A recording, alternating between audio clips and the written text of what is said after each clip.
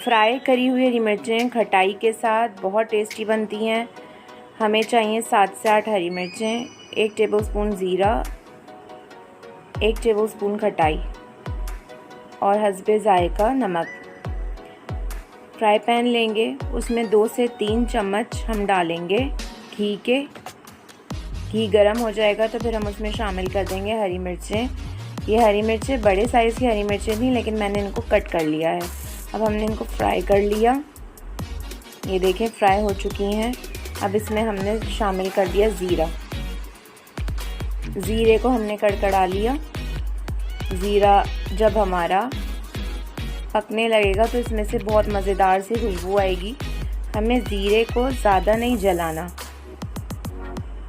सिर्फ उसको हल्का सा फ्राई करना है। इस स्टेज पे हम इसमें शामिल करेंगे खटाई और नमक। अब 2 से 3 सेकंड्स के लिए हम इसको हल्का हल्का फ्राई कर लेंगे। खटाई को हमने ज़्यादा नहीं पकाना, वरना ये जो है काली हो जाएगी और जो है मज़ा भी चेंज हो जाएगा इसका। तो ये हमारी हरी मिर्चें रेडी हो गई हैं। अब हम इसको प्याली में निकाल लेंगे। बहुत मज़े की बनती, ज़रूर ट्राई कीजिएगा और अपना फ़ीडबैक मुझे ज़रूर दीजिएगा। Thank you so much.